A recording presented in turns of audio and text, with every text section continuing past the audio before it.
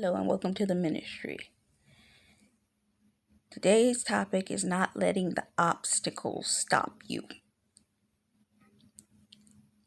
Several years ago, I remember I was here in Baltimore and I was going to my old church. And as I was going to my old church, I had had an experience where I had come back from church that Sunday and I had went to take my afternoon walk because I always walked around the reservoir every day after church. So I came back, and this particular day it looked like a storm was coming. I have photos from that day that I took of the storm between the light and the darkness of the sky. And I remember I was coming back around. I was near the exit when I watched lightning hit a tree and knock it completely over. And I was startled. I had seen other previous storms, even in that same reservoir, where I was walking back in an afternoon, and this was literally just a lightning storm. It wasn't even raining at that point. I think it started raining afterward. And it was an afternoon, and the lightning came across the sky, and it almost was a beautiful thing because the sky was this beautiful red orange, and the lightning just cut through the sky, and you saw the lightning just strike out in front, like where the trees were, and people were like, "Oh, gotta get out of here." It was startling, but we saw it. That being said, around that same time frame, I remember a couple days later, I was walking to church and I saw a tree. It had fallen over. And it was probably from that same storm. As of recently, there have been storms here in Baltimore, but as of I'll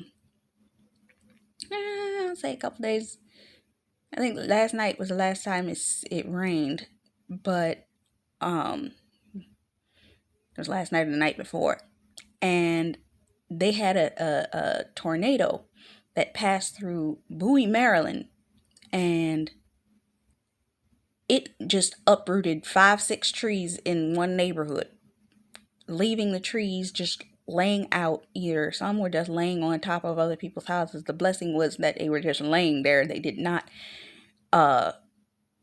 impact the house. And people were saying that none of these trees had impacted their houses. It just that they were laying on their houses because the types of trees they were not weighty enough to burst through windows and stuff like that. It just landed on the house. That's all. It just needed to have people come in and cut the tree down and move it. So that was a blessing in itself. But with that being said, obstacles. When we are walking through life, there are a certain amount of obstacles that will come before us. And we'll have to figure out, well, this is the route that I normally go. How am I going to get from here to there if this obstacle is in my way? How am I going to get from here to where I'm supposed to be if this obstacle is in my way? If the tree is blocking my path to getting to church, how do I get to where I'm going if this obstacle is in my way? Let's make it a little bit deeper. The Lord's showing me that I'm here, but there's this obstacle in my way between me getting to the marriage that I'm seeking to get into. Or maybe you're not seeking for marriage. Maybe you're just trying to get your car, or you're just trying to get your house. How am I supposed to get from here to over there with this obstacle in the way? Maybe the obstacle for you getting your car is your credit. How am I supposed to get from here to there if this obstacle is in my way? How am I supposed to get from where I am to where I'm going, if I've got to travel from here to that state, but the obstacle in my way is I don't have the money to get there? How am I supposed to get from here to that situation if the obstacle of me leaving could affect the people that are around me to meet the people that I'm supposed to meet over there on that side? And the obstacle is the boundaries between this situation and these relationships, and the boundaries between that situation and the new relationships that I'm going to create. There's an obstacle in the way. Now, I remember being a child, and everybody remembers the show Barney, right? I don't even know if that show still comes on anymore. It's a good question, because all them shows that I watched growing up, I don't think none of them still come on. Barney, Sesame Street still come on, but that is not the point. Barney had this song that, oh, there's an obstacle, what should we do? Can't go around it, can't go under it, what should we do? I think it said can't go under it, can't go over it, what should we do? Can we go through it? You usually can't go through an obstacle. It's an obstacle. That's why it's an issue. You can't go through it. I remember I was talking to, I used to go to therapy, and the therapist said to me that, what do you do when you run into an obstacle? You find a way around it.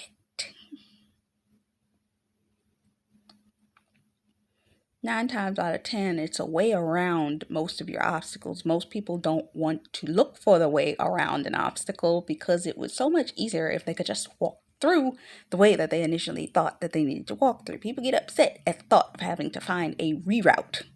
It's like when your GPS reroutes you and you thought you were going in one direction, and your GPS tells you you got to go another direction that's going to take you 3 blocks out of the way of where you initially were trying to go in order for you to go all the way around that obstacle. Or maybe it takes you 5-10 blocks over, down and back or over a different route, which gives you a whole bunch of extra time that you hadn't allotted for in order for you to get to your destination. Either you take the reroute, it's going to take you more time to get there, but you're going to need to do that if you're going to get to your ultimate destination. Is it fun? No, it's never fun. When is it ever fun for you to get to where you're trying to go? It's never fun. We always want it to be easy. We always want it to be smooth. We want it to be simple. Lord, I hope that I can get through this and it not be no issues. Then we run right into the obstacle and we're like, God, but I asked for it to not be no obstacles.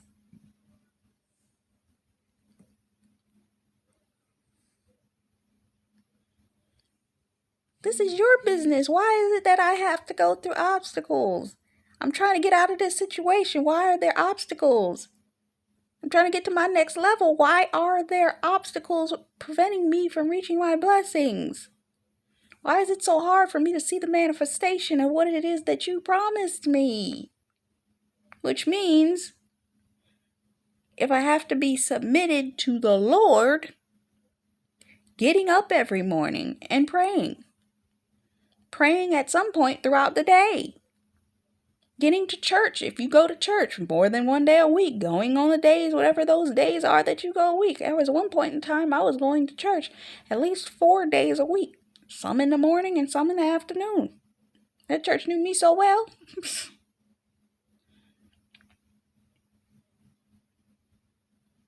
Staying in my work, grinding on the things that the Lord has given me to do.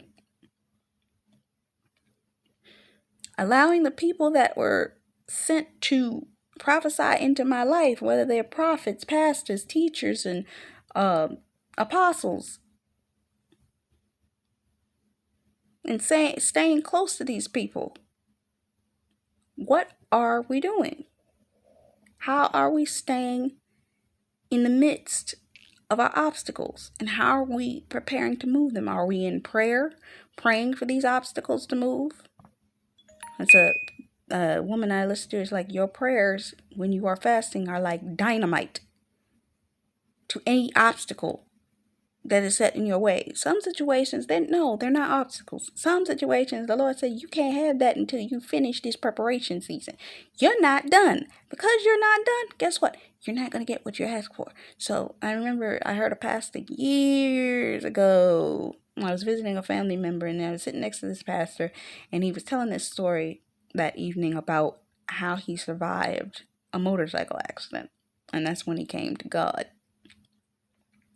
And earlier that day when I was sitting next to him and we were talking, he said that the Lord will allow you to go through obstacles, but you've got to go through those obstacles because they're preparing you for the process in which you need to go through to get where you're going. Lord knows I didn't know that I was going to end up going through the process that I went through in these past years, but every experience I went through in the prior season was a preparation for the next season I was going into. Even the previous season I just came out of, and that one was, I can't even, torrential, tyrannous, I can't even figure out word to express what kind of experience that was. But in the process, the blessing of the Lord are available to everyone. But not everyone is willing to submit to that degree. Most people in church figure that they fall short of God's grace. They don't even try. My Bible teacher said it best. We do what we want to do, even when it's out of the will of God. They just ask for repentance and mercy and mark on God God having forgotten our sins because of the fact that they are cast into the sea. But iniquity is a sin that you like.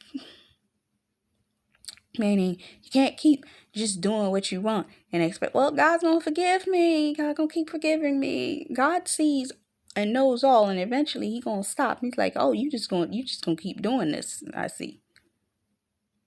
And yes, He keeps forgiving our iniquities, but He also brings you into He will circumcise your heart and remind you, you do realize you keep doing sin, and I don't appreciate sin. So He's going to give you understanding that no, we ain't gonna keep doing this. Either you're gonna follow my will or my way, or we're gonna have a problem, because you get out of His will at a specific point in time, and that's when He lifts His covering off you and you feel it.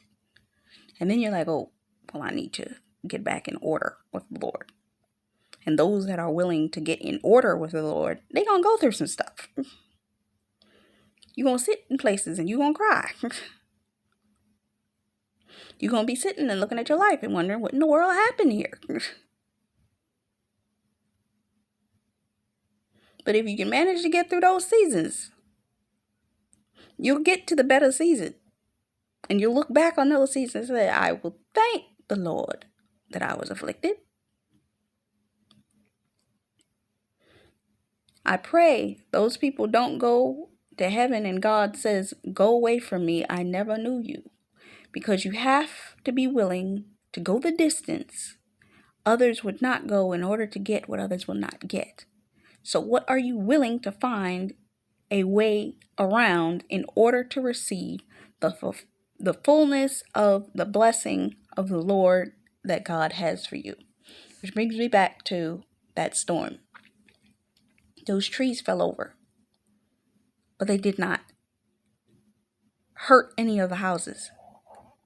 Matter of factly, it was funny because the news reporter was saying that the tree from this particular person's yard fell into the other person's yard, but had it fallen into the yard that it belonged in, it would have fell over onto their car. But their car was sitting in the driveway untampered with or unharmed. So it's like the trees were lifted up, but they did not land in any way to hurt, harm, or destroy anything in that town area. It was just an inconvenience that they fell over. People were coming out and looking at the trees because it was like, wow, these trees fell, but they didn't cause any major damage. All they needed to do was have the people from, I don't know whether it was BG&E or the whatever company they use, anybody know, to cut these trees down. They would be needed to be cut apart and taken away. But they didn't cause any damage, which is a blessing. And you know that was only God. For a type of storm like that, it was an actual tornado ran through there, and none of the people were hurt nor injured. None of their homes were seriously damaged. The trees fell over. And you know God was in that. God will sometimes knock your obstacles over. And all he's got to do now, you have it picked up. Once it's picked up, it's out your way. Once it's been destroyed, meaning once they cut it up and transport it out of there, it's no longer in your way. Sometimes God will lift some things out of your life and shift you in a way that you could least expect. Some things that I'm waiting for to be moved out of my way, and I'm a little bit anxiously excited, but at the same time, because I see the time running down, I don't know what's going to happen or how it's going to happen, but I know it's going to happen. And God's gotten me from one place to another before. He got me from there to here. He got me from the place before that to the other place. He got me from here to there the last time. He got me from the last place I was before I came here previously. He'll get me to where I gotta go. And he'll do it swiftly. And it won't be with all this issue. God brings you the help. And it's not going to be just sometimes we're sitting there thinking, oh, I'm going to have to do this, and the other thing. And God's saying, I'm going to bring your solution directly to you. You ain't even got to worry about it. Do I know which way that's going to be? I don't know. But I'm in preparation, whether it be for whichever way that this is supposed to come to me. I'm preparing for it. Prepare. Move forward. And you'll walk into the blessing that God has for you. So, this is Tasha Cameron for the ministry. Until next time. Bye-bye.